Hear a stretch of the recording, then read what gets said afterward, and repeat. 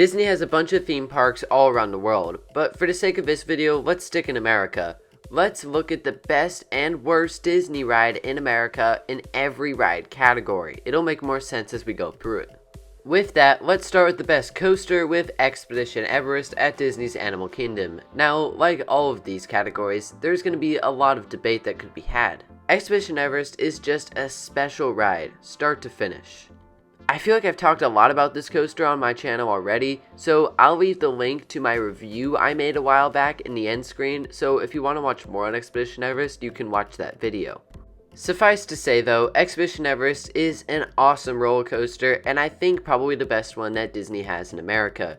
As for Disney's worst coaster in America, it probably would have been Primeval Whirl in the same park, but now I would nominate Barnstormer at Magic Kingdom. This is a kids coaster by Vekoma, and I want to be clear, this is not a bad ride at all. Barnstormer really doesn't do anything wrong, it's just more of a case of the quality around Barnstormer being much better. Now, some people may say they like Barnstormer more than Gadgets Go Coaster, but I'm of the opinion that Gadgets Go Coaster is a little better, but either way, Barnstormer is still a good coaster for kids, and they need it at Magic Kingdom. Now for the best indoor coaster by Disney. I think it's going to be the one ride on the list I haven't been on, Guardians of the Galaxy Cosmic Rewind at Epcot. My visit to Disney World came in April of 2021, and this coaster opened well after that. I also think this is the best launch coaster by Disney because it has that one backwards launch. This looks like a very good time, and it has the spinning element as well as the launch and indoor element. I've heard nothing but rave reviews about Guardians of the Galaxy Cosmic Rewind, but in some ways, I do think it's a little redundant at Disney World considering you already have Tron, Space Mountain, and Rock and Roller Coaster, but because it spins, I guess that sets it apart. I wish this coaster by Vekoma was a little less screen-based, but some of the physical elements are very cool, like when you spin around the Earth and the Moon. I think that's gotta be one of the most interesting parts of the ride and one of the highlights of it. We knew about Guardians for so long before it opened, but from most accounts, it seems to have lived up to the hype.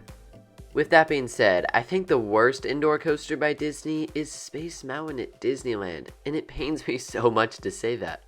I'm not even going to talk about this ride any longer because we all know it's a great ride, but in my opinion, it just doesn't quite stack up to the other indoor coasters, but that's just my take. The worst launch coaster by Disney in America is Slinky Dog Dash at Disney's Hollywood Studios. Now, this one is kind of tough on Slinky. Slinky is a very enjoyable family coaster that has a great train and a great paint scheme, and the families love it because it always has a super long line.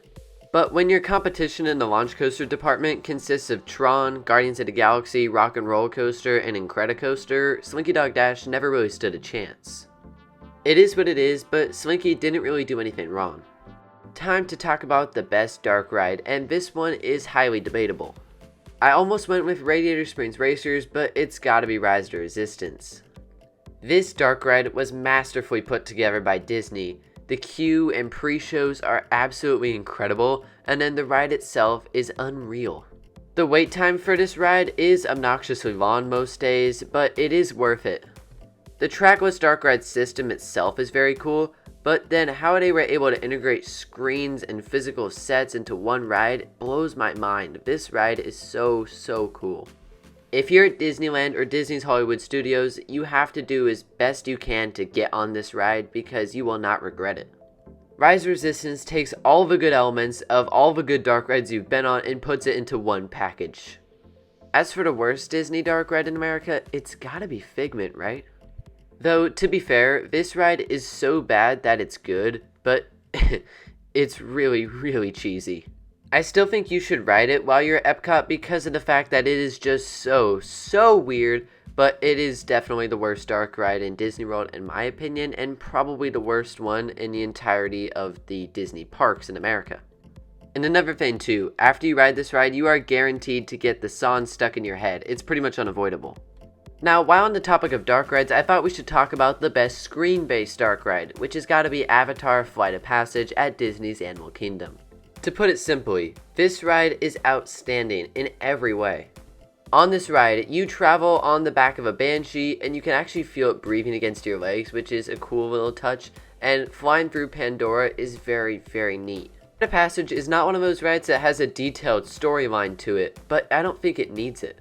The screen was very well done, and the music is a nice compliment as well.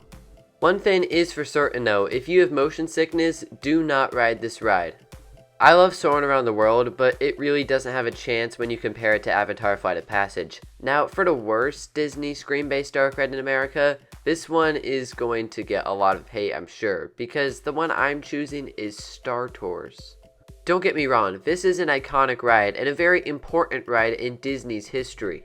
And I know it still has its fans, but I've never really been a fan of Star Tours, to be honest. Now, to be fair, I compare it to Millennium Falcon's Smuggler's Run a lot, which probably isn't that fair to Star Tours, but Smuggler's Run is just so much more fun in my opinion, that Star Tours feels a lot inferior. It has its good elements, and I think honestly my favorite part is the droids in the queue line, because those guys are hilarious. But overall, for me, Star Tours is the worst screen-based dark ride that Disney has in the United States. When you're at a Disney park, boat rides are typically commonplace, and I think the best of the bunch is Pirates of the Caribbean, located at Disneyland and Disney's Magic Kingdom. Pirates of the Caribbean is a special ride, so much so that when Magic Kingdom opened and Pirates was not a part of the park's lineup opening day, fans reacted so much that Disney added the ride for the park's second season. Now, yes, Pirates is located at both Disney World and Disneyland, but it is worth noting that the version of Disneyland is superior because it's much longer and it has the 2 drops and the bayou. Those drops are a great way to start off the ride, even if they're not the most thrilling, and the version at Magic Kingdom I think desperately misses them. What both of these boat rides do outstandingly well though is animatronics. There are so many animatronics and so many huge sets throughout the ride experience. Walking into the building where Pirates is located and smelling the water and feeling the temperature drop is a great part of the experience as well. There's a very good reason why Pirates of the Caribbean always ranks near the top of Disneyland or Disney World ride lists. On the other hand, you have Living with the Land at Epcot. Now, I don't think this is necessarily a bad ride, but there is also a reason why this doesn't usually have a long wait. After you see some okay show scenes, you go outside and see a bunch of plants. It's kind of strange, to be honest. Along your journey, which seems to last a pretty long time, you come across a bunch of hidden or not so hidden Mickeys. Credit where credit is due, it's kind of an interesting ride with some different elements, but not a particularly exciting one. So there you have it. Let's move on to water rides. The difference being, a water ride is a ride that's actually trying to get you wet, unlike Pirates of the Caribbean or Frozen or Living with the Land. With that, the best water ride is without a shadow of a doubt, Splash Mountain. Long story short, Splash Mountain is absolutely incredible, the version at Disney World being a little better. I've said it before, but I'll say it again, I'm kind of bummed that they're retheming the Splash Mountain rides because I really do think that they are just pretty much perfect as they are right now. Of course, the highlight of both Splash Mountain attractions is that final plunge. That is a great moment, one of my favorite drops on any ride. But your 10-minute long experience is so much more than just that final plunge, and there's plenty of great dark ride scenes throughout. These are the best log flumes in the world, and I think it would be very tough to argue for a different log flume. I had Kali River Rapids for the worst water ride, and this is one that I actually haven't been on, but I also haven't been on Grizzly River Run at Disney's California Adventure. That to say, if you think Grizzly River Run is worse than Kali River Rapids, or I guess Kali River Rapids is better than Grizzly River Run, then I'd love to hear about it in the comment section below, since I haven't been on either of these attractions. Kali River Rapids actually looks pretty decent, but again, it was between this and Grizzly River Run. For flat rides, there's honestly not a lot to pick from. My favorite is Mater's Junkyard Jamboree at Disney's California Adventure, which may not technically be classified as a flat ride, but since it's basically a scrambler, I'm counting it. I love the references to Mater's Tall Tales in the queue line, and then the ride itself is great. The laterals are pretty decent, and the music that plays cracks me up every time. This is a great ride for Cars Land and a terrific ride for families. As for the worst flat ride, it's Triceratops Spin at Disney's Animal Kingdom. This ride is kind of pointless in my opinion, except for the fact that it's good for kids. The ride and the area it's in feels wildly out of place in the park that is Animal Kingdom, and ultimately, this ride doesn't even have very good views, which would be its saving grace. At least it's not supposed to be good. Now, for the best Disney transportation / observation ride in the United States, I have to go with the train at Disneyland. This ride is really, really iconic, but you get some very good views while on it as well. The train has a couple things going for it. First, you get to sit down for a while. Second, you get those aforementioned views. Third, it takes you around the park and you can go from station to station. And fourth, you get some scenes that you only see on the train and nowhere else in the park. This is one of the things that makes the classic Disneyland train stand out. The train is a classic for a reason, and you should definitely give it a go even if it's not the most thrilling of rides when you're at the park.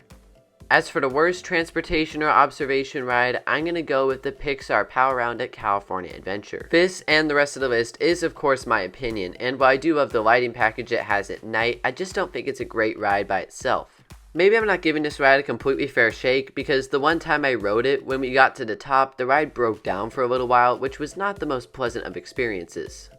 Ferris wheels in general are not my mojo, but I know some people who do enjoy them a lot. And with that, you've made it to the end of the video. Congratulations. Thank you all so much for watching. I'll see you next time. Don't forget to comment down below how you would change this list around.